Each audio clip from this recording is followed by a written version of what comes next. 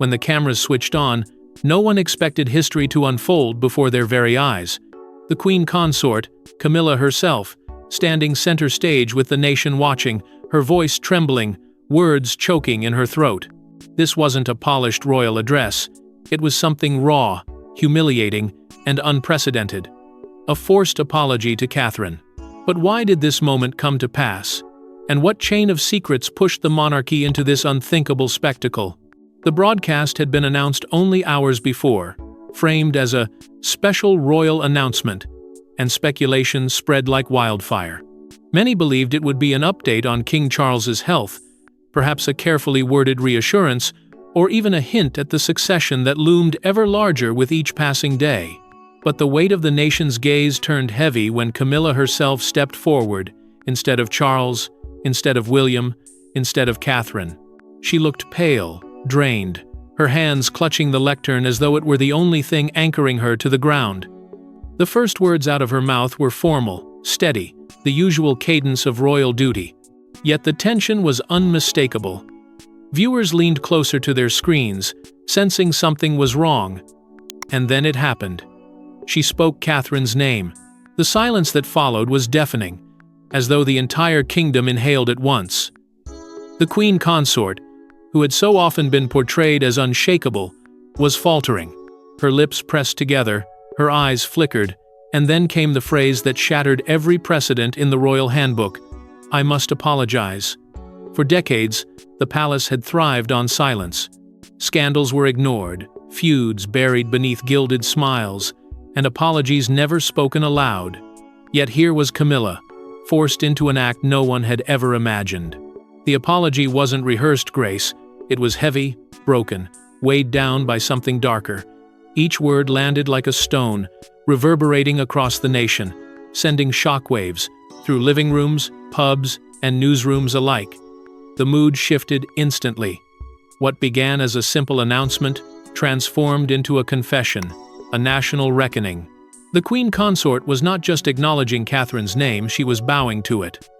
There was a story buried beneath those trembling words, one that had been simmering for months, perhaps years.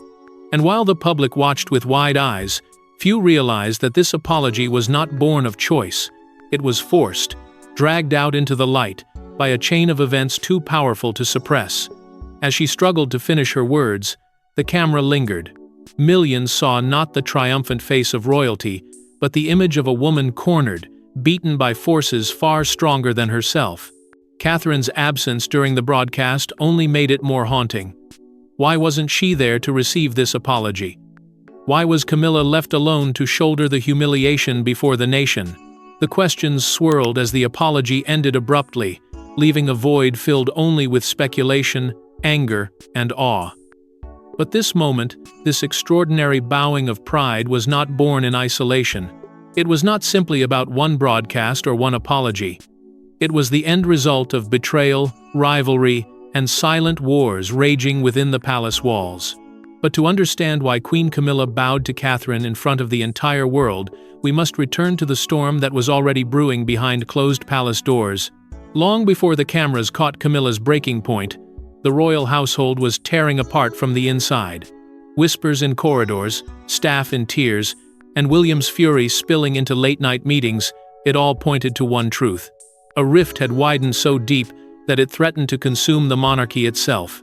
Behind the polished smiles and carefully staged appearances, tension simmered like a storm that refused to die. The public saw grandeur. Those inside saw collapse, waiting to happen. At the center of this conflict was Catherine. To the people, she had become the embodiment of dignity, grace, and the promise of a new era. Crowds cheered her name, mothers pointed to her as a role model, and headlines crowned her the people's queen. Her image was unshakable, and with every passing day her influence grew.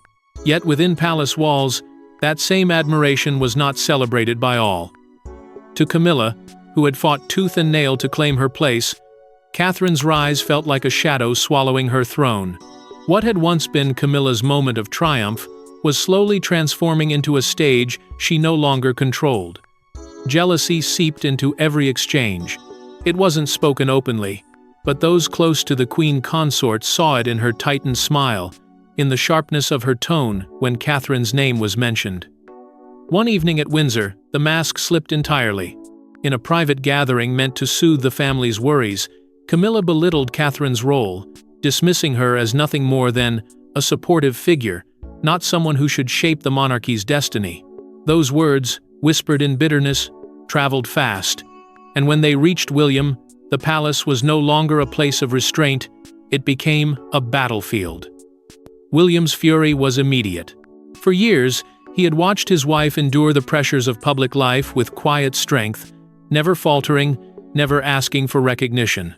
Now, to see her dismissed so cruelly, and by his stepmother no less, ignited something unstoppable. He confronted Camilla, his voice firm, his loyalty to Catherine unshakable. In that clash, the fragile balance of the royal household shattered. Camilla, unwilling to yield, pushed back. For the first time since joining the royal family, she found herself face to face with the full force of the future king's defiance. The palace corridors buzzed with tension. Senior aides whispered their fears, warning Charles that the situation could no longer be contained. They saw the divide spreading between Camilla and Catherine, between William and his father, between loyalty to the present and faith in the future. Every word spoken in anger now carried the weight of the king's declining health. His illness hung over the family like a curse, making betrayal feel sharper, arguments feel heavier, and silence feel deadly. In moments of weakness, Charles pleaded for unity, but his voice lacked power. He was torn between the woman who stood beside him through scandal and the son who would inherit the crown. Each plea for peace fell flat. Each attempt at compromise only deepened the rift. What began as whispered doubts had now escalated into open conflict, a drama no one could stop. The palace, once a fortress of secrets, had become a house of cracks, ready to split wide open. And yet, one explosive event would turn private rivalry into a televised reckoning, an event Catherine herself never wanted exposed. Through it all, Catherine never raised her voice. She didn't need to. Her silence, her composure, and her dignity spoke louder than any words. But beneath that calm exterior lay a storm of heartbreak, betrayal, and quiet resilience that the world would only come to understand after Camilla's fall. Catherine knew the monarchy thrived on perception, and appearances mattered more than truth, and while others sought power through confrontation, she chose something far more dangerous: patience. In private, she refused to retaliate when barbs were thrown her way. When whispers spread about her supposed ambition, she never snapped back. When Camilla dismissed her influence, Catherine merely smiled. To those who underestimated her, this seemed like weakness. But to those who knew her best, it was strategy.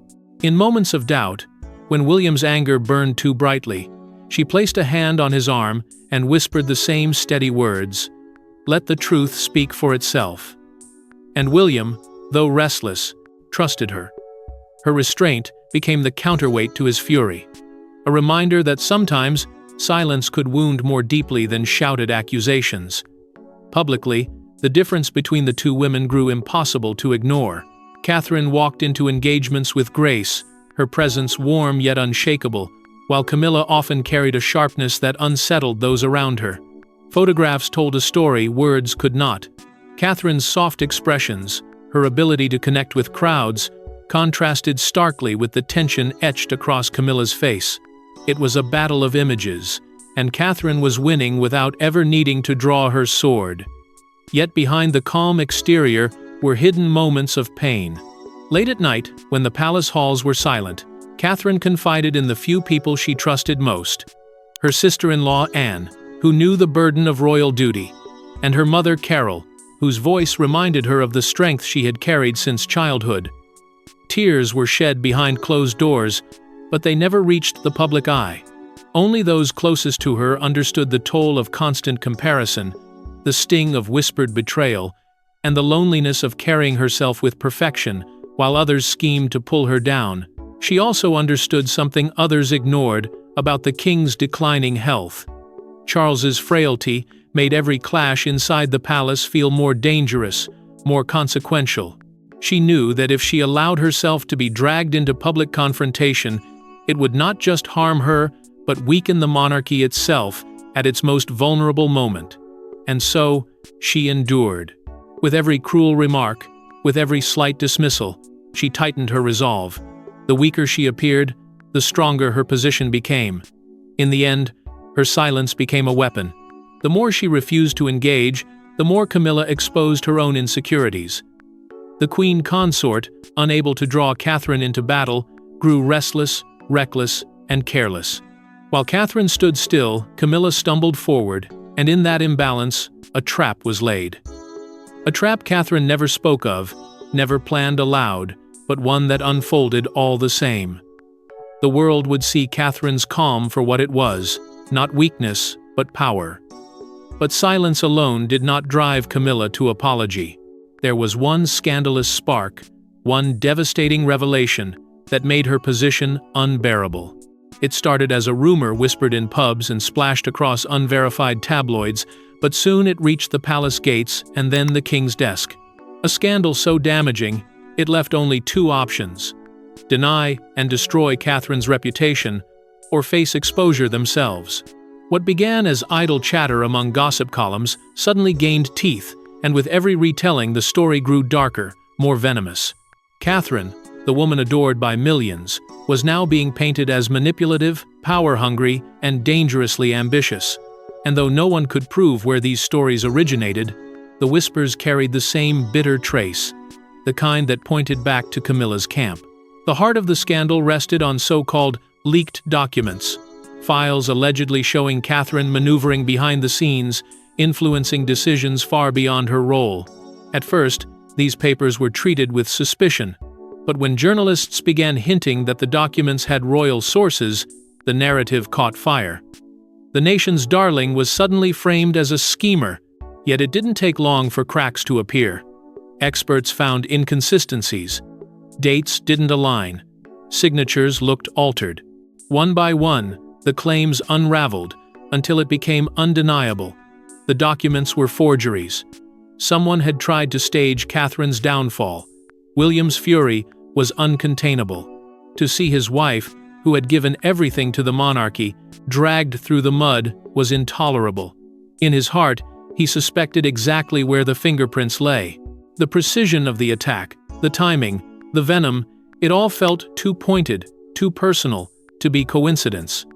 Every instinct told him Camilla's allies had orchestrated the smear, perhaps even with her blessing. And William, normally cautious with confrontation, was ready to wage war.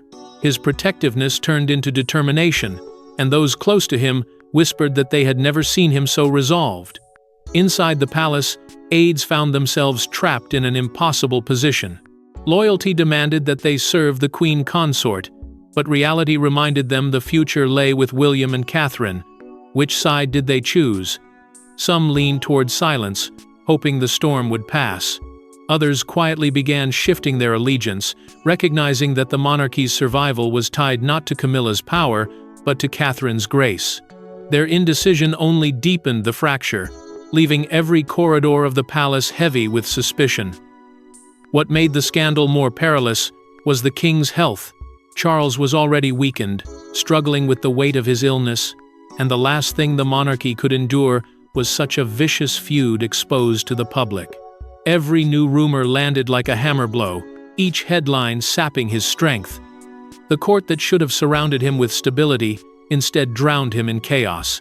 In those fragile weeks, the monarchy itself seemed to teeter on the brink, its image one scandal away from collapse.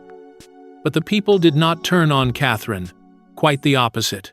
As the truth of the forged documents emerged, sympathy swung heavily in her favor. She was seen not as a manipulator, but as the victim of a cruel and calculated campaign. Her composure through the storm only elevated her image further. The nation, already disenchanted with palace power plays, rallied behind her. The more she stayed silent, the more beloved she became, and the more enraged Camilla grew. The smear had backfired spectacularly, and its consequences were now spiraling beyond control. And then came the moment that turned suspicion into certainty, forcing the royal family into the kind of showdown no one could stop. When Prince William walked into his father's private study, aides said his expression was unreadable, but his words were not. He gave King Charles a choice: allow this campaign of humiliation against Catherine to continue, or force Camilla to face the truth before the world. The study, once a place of counsel and quiet strategy, became the stage for a confrontation that would alter the monarchy's course. William's calm tone carried the weight of thunder.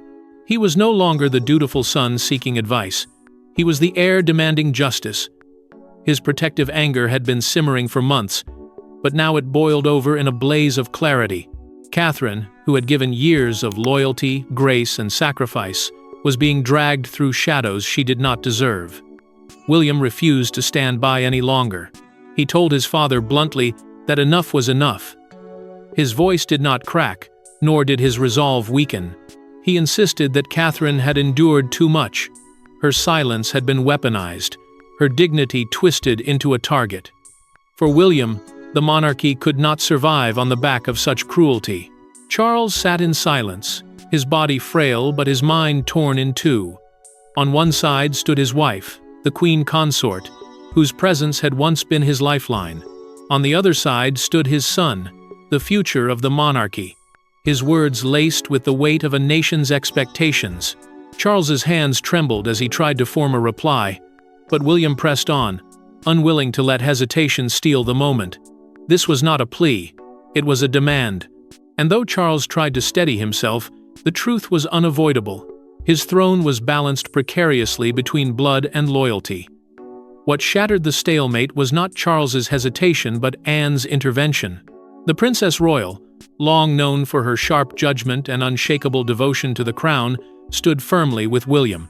She reminded her brother that Catherine had earned the respect of the people in ways no scandal could erase. To protect Camilla at Catherine's expense, Anne warned, would fracture the family beyond repair. Her voice, calm but commanding, tipped the scales. In that room, Charles was no longer just a father or a husband. He was a monarch being cornered by truth. Rumors spread quickly after that night. Some claimed William threatened to step away from his royal duties entirely if nothing changed. Others whispered he had already considered leaving London with Catherine and their children, refusing to be complicit in a palace that allowed his wife to be smeared. Whether those rumors were true hardly mattered. The suggestion alone carried devastating weight. For the monarchy to lose, William's loyalty would be a wound it could not heal. Charles said little, but his silence spoke volumes. He did not defend Camilla. He did not soothe William's rage. He did not rebuke Anne's warning. Instead, he sat in a heavy quiet that could only be read one way: reluctant consent. For the first time, Charles had chosen not to shield his wife. He had chosen instead to allow the tide to pull Camilla into a reckoning she could not escape. And so, a decision was made that Camilla would not be shielded this time. But no one expected how far that decision would go. The cameras were set, the broadcast framed as unity, but behind the scenes it was anything but. What the public saw as a royal address was, in truth, a carefully orchestrated act of humiliation, designed to break Camilla's pride and restore Catherine's honor. The palace, desperate to mask the growing rift, presented the moment as a family statement of strength, a reminder of stability during uncertain times. But those closest to the process knew it was no show of harmony. It was a staged reckoning, crafted with precision, and Camilla was at the center of its crosshairs. Behind closed doors, Camilla was pressured into participating. Advisors spoke in soft tones about reconciliation, about mending fractures for the sake of the monarchy's survival. Yet beneath their carefully chosen words lay a single, undeniable truth. She had no choice. Resistance was futile. The tide had turned too far against her, and to refuse would have been interpreted as guilt. The Queen Consort, long accustomed to bending the rules of tradition in her favor, now found herself bent into submission. For the first time, she was the one forced into silence, her fate sealed by the very institution she once sought to master. Catherine's absence spoke volumes. Though invited, she declined, refusing to lend legitimacy to an apology she had never requested. Her silence became the loudest voice in the room, echoing across the palace and into the hearts of the nation. By not standing beside Camilla, Catherine transformed the broadcast into a trial, where the accused stood alone, and the victim needed no defense. The image was devastating. Camilla, forced to confess in front of millions, while Catherine remained untouched, elevated by the dignity of her restraint. Every word Camilla spoke was not her own. Advisors had scripted her statement, carefully weaving lines of contrition and acknowledgement, ensuring that her apology left no doubt of guilt. Each syllable was soaked in humiliation, stripped of pride, stripped of authority. The Queen Consort, once proud of her sharp tongue, now struggled to deliver words that betrayed her. Her discomfort was visible, her pauses too long, her tone too brittle. And though the audience at home might have mistaken it for nerves, those within the palace saw something else. Realization. Camilla understood the trap she had walked into. This was not reconciliation, it was public penance. When the cameras went live, the shift was immediate. The performance became reality. No longer was she surrounded by advisors or shielded by palace walls, she was laid bare before the world. Every glance, every stammer, every flicker of hesitation was captured, replayed, and dissected. The Queen Consort was no longer untouchable. She was judged in real time, her power dissolving under the weight of her own words. And as she forced herself to utter the line, "I apologize," the nation watched the downfall unfold in silence, a silence that was louder than applause. But even as Camilla spoke the words, "I apologize," the story was far from over. What happened after the broadcast revealed the monarchy's deepest fracture yet. The broadcast lasted minutes, but its impact would last forever. Across the country, living rooms fell silent, jaws dropped, and headlines ignited with one burning question. How had it come to this? It wasn't just a royal speech, it was a collapse of tradition, a moment when the monarchy itself appeared vulnerable, divided, and painfully human. What the world had just witnessed was not unity, not reconciliation, but humiliation broadcast into every home. The Queen Consort had been stripped of her armor, and the fallout was immediate. Applause rose, not for Camilla's words, but for Catherine's strength. Though she never spoke, her presence was felt in every corner of the kingdom. Her silence had won, and the people knew it. Crowds gathered outside palaces holding banners in her support, their cheers echoing the sentiment that Catherine had become the heart of the monarchy. Camilla, meanwhile, was left to endure the sharp sting of disgrace. In the public eye, she was no longer untouchable, she was diminished, and the contrast between the two women had never been more pronounced. Newspapers seized the moment with ferocity. Headlines screamed of humiliation and betrayal, branding the address as the apology of the century. Editorials dissected every word, every pause, every flicker of Camilla's discomfort. Some papers described it as a turning point in modern royal history, a moment where the monarchy bent under the weight of truth. For Camilla, the ink was merciless, her legacy rewritten in bold type that no palace statement could undo. On social media, the moment spread like wildfire.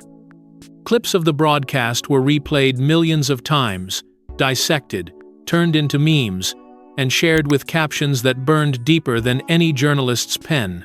Hashtags in support of Catherine trended across the world, while Camilla's name became synonymous with shame. Young people who rarely engaged with the monarchy were suddenly absorbed, fueling a cultural storm that magnified the divide between the Queen Consort and the future queen.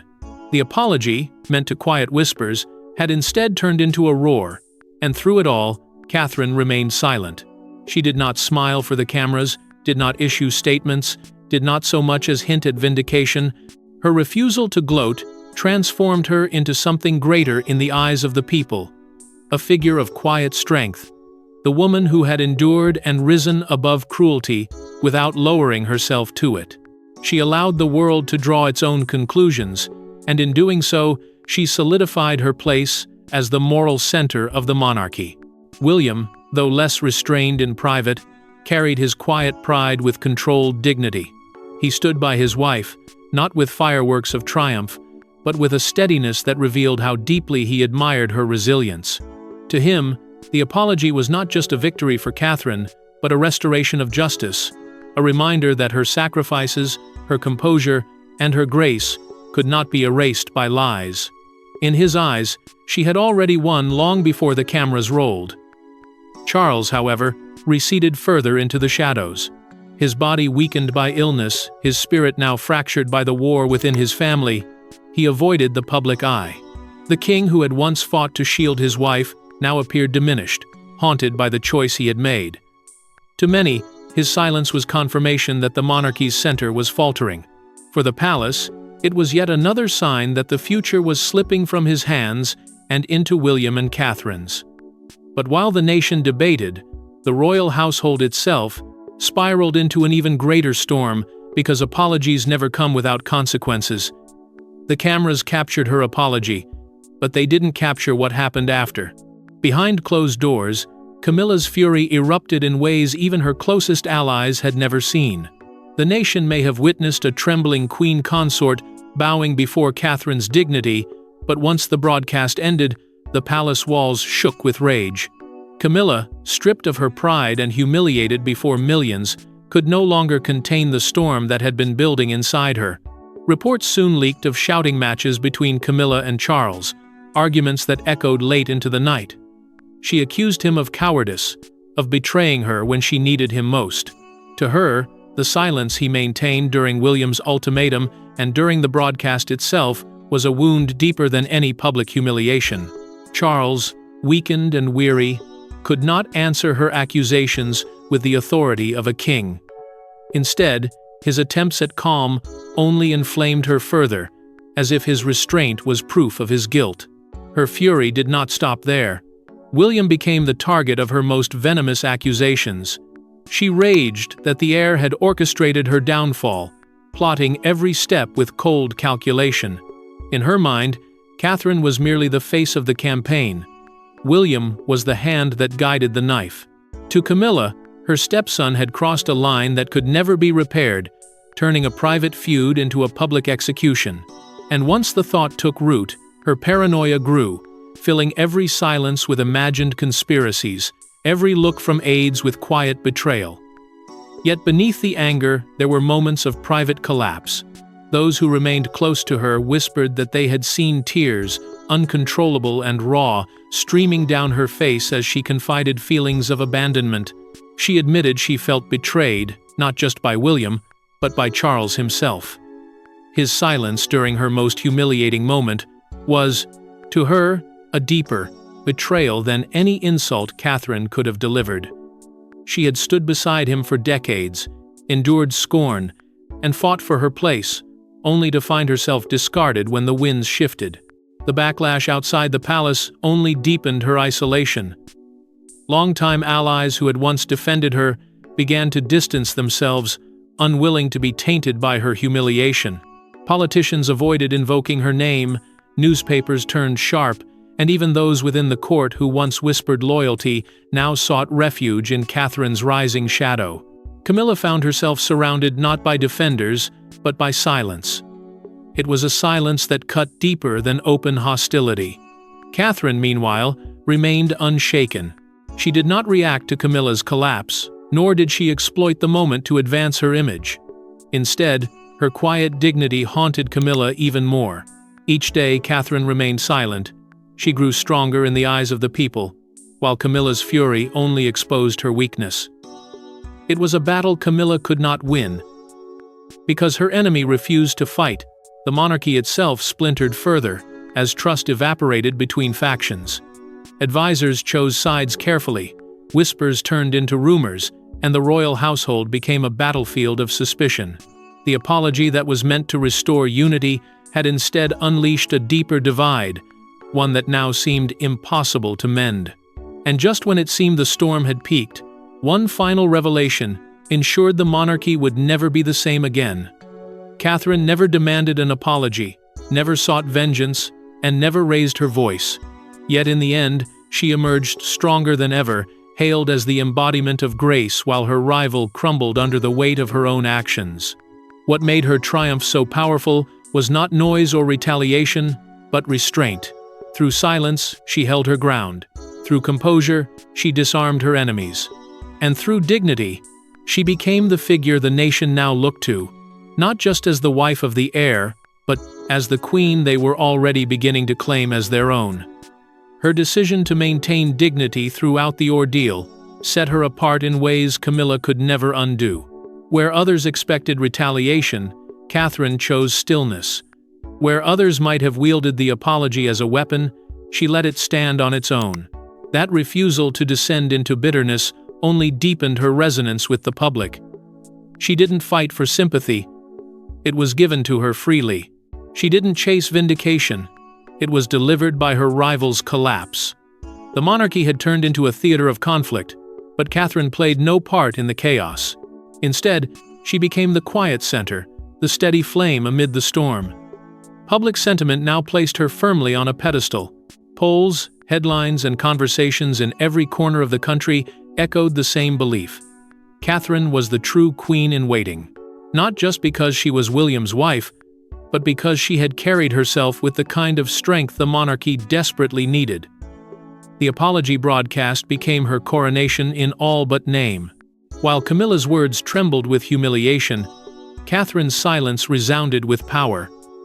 The people saw it for what it was, the end of one reign of influence and the beginning of another.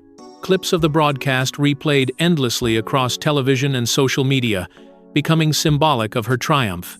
Each replay hardened the narrative. Camilla had been forced to bend, while Catherine stood unbroken.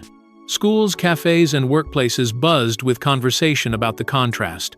For every meme mocking Camilla, there were tributes to Catherine, praising her composure and painting her as the moral compass of the monarchy. The apology had been intended to heal wounds, but instead, it crowned Catherine with something far more enduring: the people's loyalty. Through it all, her bond with William deepened. He had fought fiercely to protect her, but in the end, it was her silence that won the war. Together, they emerged stronger, bound not only by love, but by survival. Their marriage, once scrutinized under the glare of royal life, now stood as a symbol of unity and endurance. William's pride was quiet but unmistakable. He had demanded justice. Catherine had embodied it. Their partnership had shifted from endurance to power, a pairing the nation saw as the monarchy's future. Even Charles, weary and frail, could no longer deny what had become clear. He acknowledged in private whispers that Catherine was the monarchy's saving grace. She had steadied William, carried herself with honor, and reassured a nation at its most fragile. For a king burdened by illness and scandal, her presence was not a threat. It was the institution's lifeline. Though he had once chosen to protect Camilla, now he saw where survival truly lay: in Catherine's hands. Yet this was not an ending. It was the beginning. For all her triumph, the palace remained a fractured place, full of rivalries and shadows yet to be revealed. Catherine's quiet victory had shifted the balance of power, but it had also painted a target on her back. Allies were already shifting, enemies already whispering, and the monarchy itself still stood on the edge of collapse. Her influence had only just begun, and with it came the weight of a new battle she had not yet seen. And so, while the cameras turned off, the story of Catherine, Camilla, and a monarchy on the brink had only just begun, leaving the world to wonder what secrets will erupt next from behind palace walls. Thanks for watching. Don't forget to like and subscribe, and we will see you in the next one.